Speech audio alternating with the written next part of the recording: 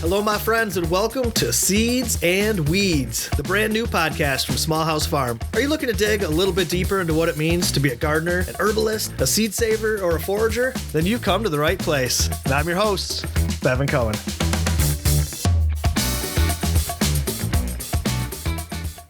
All right. Well, we have got a great show for you today. We're going to be doing 5 questions with seed saver and New Jersey food activist Jeff Quattrone. Jeff's going to share quite a bit about the work that he's doing over there in New Jersey, and he's going to tell us why he loves that New Jersey tomato. Before the interview, we're going to dig into what's happening in the garden right now. But first, I just want to share a little bit with you about what's been happening recently here at Small House Farm, some personal updates and things. Obviously, something new here is this podcast. This is our first episode. We've had a lot of fun putting this thing together, so I hope that you do enjoy it. We've also recently launched a new Patreon page, and we're hoping this might be a cool way to help us all stay connected with the folks that support our work. If you'd like to check it out, you can find it through our website, which is seedsandweedspodcast.com or patreon.com/smallhousefarm. For as little as $3 a month, you can support our work, and each tier comes with a whole slew of great benefits and gifts, so please check that out if you're interested. I've also been working on a new book project for Timber Press. It's actually a series of books that's going to be coming out in May. I am pretty excited about this project, and I'm going to share some more details about the books with you in our next episode, so be sure to tune in. Now, let's talk a little bit about what's been going on in the garden.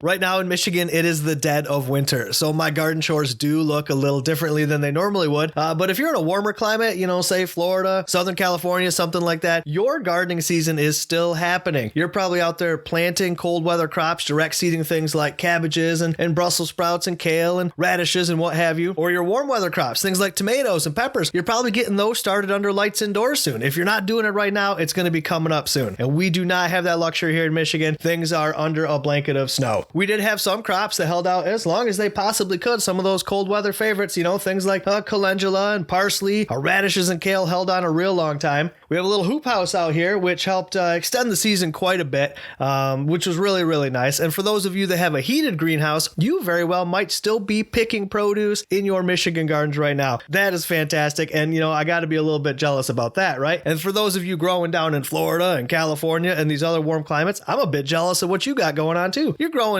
practically 2 seasons worth of food in 1 year, where I'm out here shoveling snow instead. But there's something to be said about this off season, when winter comes and we can't get out into the garden like we might want to, we're kind of forced to take a break, sit down and rest and recuperate. It's kind of nice, really. I do like having this off season, and it gives me an opportunity not only to reflect upon this last year's garden and all of my successes and failures and all that sort of thing, but it also gives me some time to plan next year's garden, to think about what went right and what went wrong, and the changes that I can make to improve, to have a bigger and better garden next year. I like to use the month of January to diagram my garden, draw out my plans, really give myself a visual aid to really see all the potential different things that we could do with next year's garden. I really like to draw it out, make some lists, that sort of thing, and flipping through seed catalogs. They're going to start showing up in the mail any minute now. All my favorite seed catalogs are going to be coming, and I can brew myself a nice cup of tea, and I can kick back next to the fire, and I can flip through these seed catalogs. That being said, there's some indoor gardening happening right now too. I have a lot of plants that we grow.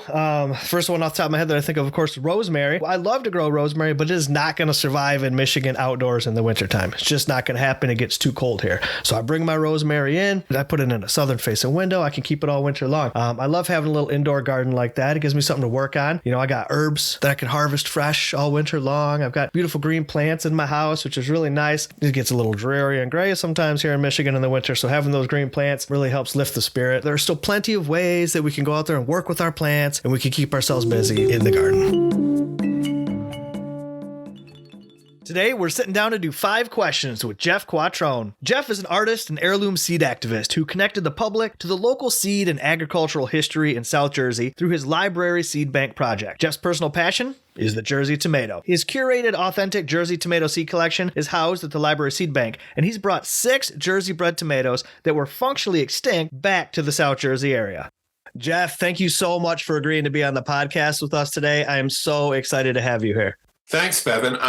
I'm happy to be here too. Thank you for inviting me, and I look forward to chatting. So the format today is just going to be 5 questions. I got 5 questions coming up here for you. But before we get into that, just for the folks at home, go ahead and tell us a little bit about who you are and the work that you do. Okay, so I am an artist and a seed activist here in southern New Jersey. And what I do is I started a seed library program in 2014. And over the course of that time, I found that there's a real interest in the local community in Jersey's history of agriculture and tomatoes and seeds. So now what I do is through these seed libraries, I connect the public to the local seed and agriculture history by reviving functionally extinct Jersey tomatoes and finding local heirloom seeds that I can bring to the public through the seed libraries. That's awesome, man. That's very, very cool. That's great work. So the format being 5 questions, that means there's no follow-up questions at all for each one of these. So I've just got 5 straight up questions. So feel free to be as verbose as you would like to be. Are you ready to get started? Yeah, I like this. Let's go. All right, here we go. I'm going to put you on the spot right away. Although I think I have a feeling I know what your answer is going to be for this one. Question number 1. If you had to pick a favorite plant or plant family, what would it be? Tomatoes. I'm Italian and I'm second generation. So, growing up, tomatoes were they were part of our culture, part of our life, part of my experience growing up. And I like the flavor of them. I mean, I just, eating a tomato fresh off the vine is one of the most wonderful experiences that you can have. I knew that was going to be your answer, Jeff. I was like, oh, if I ask Jeff this question, I know he's going to say tomato for sure. One of the interesting things about this is about tomatoes was until I got into seed work, I wasn't really aware of the vast majority of heirloom varieties of tomatoes. I was just used to the Jersey Reds, as some people refer to them around here. On occasion we would grow some lemon boys as a kind of an outlier. Once I saw all these other varieties, I went crazy. And I have to say that a Cherokee Purple is my absolute favorite tomato, and that's not a Jersey bred variety. So there is I am open to to other things in the tomato world. It's not just Jersey tomatoes. All right, listen to this. We got you on record with your favorite tomato right here. Yeah, I have no problem with admitting that. I mean, Cherokee Purples for my flavor profile. I just love the balance between acid and sweet. Just the intensity of flavor in that variety is just very unique for my palate. That's awesome. All right. Second question, Jeff. What is your most recent garden success? Oh, my most recent garden success. Wow. Well, I have to say, like in my personal garden, I would say it's been celery over the last couple of years. Although not this year. This year the heat burned up my seedlings. But celery is something that I really like. I like the flavor of it. I use it in a lot of cooking. I love making celery soda.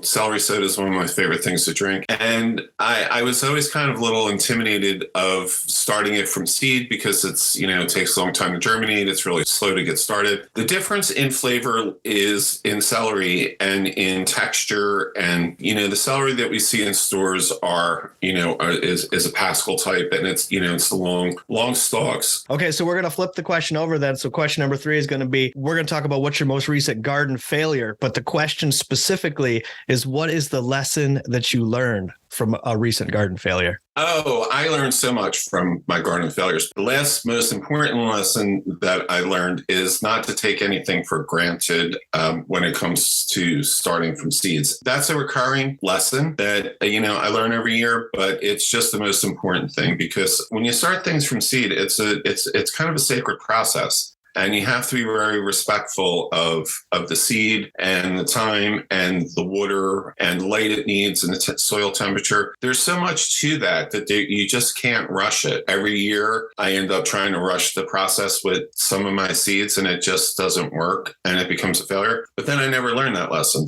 And I keep doing it the same thing over and over again. It's this constant thing that I have with trying to rush this incredibly sacred, beautiful process. Yeah, I can completely relate to that. I always remind myself every year I learn the same lesson too, to just slow down. I get so excited in the spring, it's finally time to get back out into the gardens and stuff. And it's hard to remember to just kind of slow down and be in the moment and appreciate every step of the process for sure. All right. So speaking of excitement, that's going to bring us right into the next question. What is a current project that you are working on that you are very, very excited about?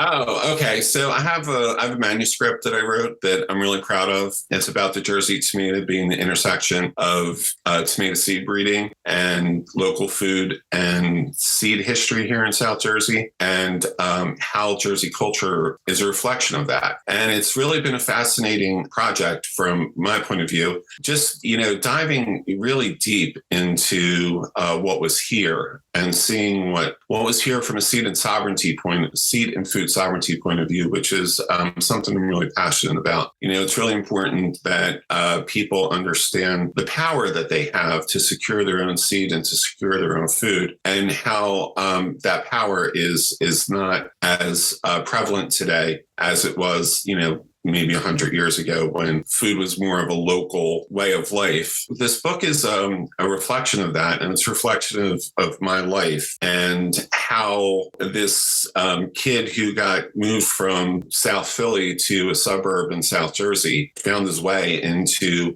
this passion for tomatoes and this passion for Jersey. Man, I love this. I have a feeling we're probably going to have you back on the show, Jeff, when the book's out, so we can talk about it some more. Yeah, I look forward to that. I can't wait to get this book out here because, I tell a lot of people about it and they're like, well, when's it coming out? I want to read it. I was like, well, have patience, Soon enough. All right. So the last question, what is a project that you are not personally involved in that you're really excited about? So who's your shout out today? Oh, who's my shout out today? Wow. I'm going to give a shout out to Slow Food, because everything that I do is connected to the Arc of Taste, which is a project that I work on. They really are a good organization. They're international, and they really have this decentralized model. They have these big campaigns and these ideas, but they encourage people to take these and apply it in their local community, which is a really great thing to do, because no two communities are alike and no two people are alike. So they really provide the opportunity for someone to walk into this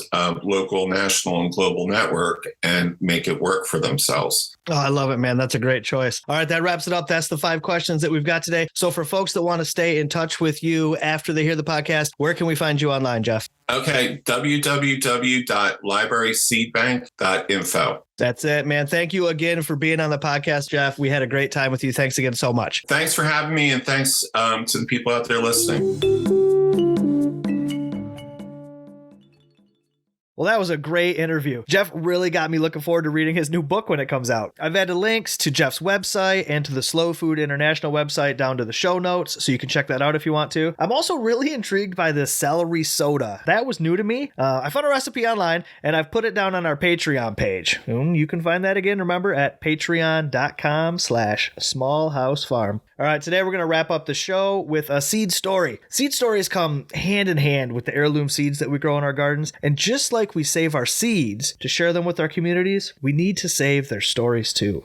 The story of Radiator Charlie's Mortgage Lifter tomato, it's a classic. And if you're familiar in any way with heirloom seed stories, you've probably heard this story before. But I think it's worth sharing anyways. Not only is it a great story, the lesson that we can all learn from this seed story, incredibly valuable. So I think it's really worth covering. So now, the story begins here in the early 1930s in the city of Logan, West Virginia. And the character here is Marshall Cletus Biles, also known as MC Biles, also known as Radiator Charlie. Now, Marshall Cletus Biles, he owned a radiator shop, car repair place at the bottom of a hill there in Logan, West Virginia. Very, very steep hill. And legend tells it that the large trucks that would come through town, they'd barely be able to make it up this hill, and they would overheat and roll back down the hill. Lo and behold, right next to where Radiator Charlie had set up his radiator repair shop. So Radiator Charlie, Mr. MC Biles, he wanted to grow some big tomatoes, right? So he got some of the biggest tomato varieties around that he was familiar with. The one for sure that everybody knows by name is the German Johnson. He also got a beefsteak type tomato and a couple of other. So he had 4 plants, 4 different varieties. And he would put one tomato in the center, one tomato plant in the center, and then put the other tomatoes in kind of a circle around that. And he would cross-pollinate, taking pollen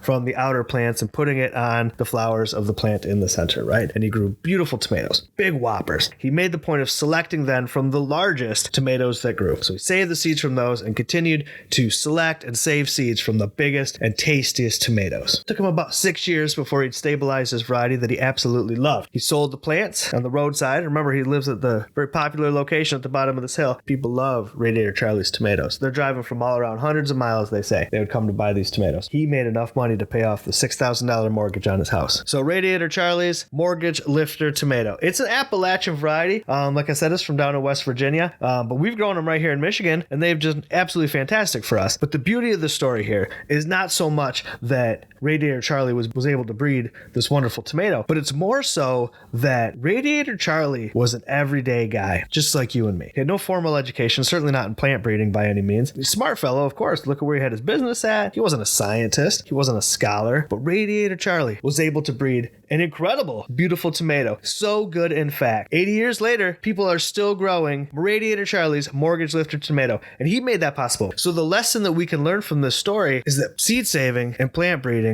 go hand in hand. What did Radiator Charlie do? He selected seeds from the best plants, the biggest tomatoes, and continued to grow bigger and better tomatoes. We can do that in our gardens every time we select and save our seeds. We're doing the exact same thing that Radiator Charlie did. Seed saving is something that is accessible to all people. Radiator Charlie, and you, and me. It's the same for all of us.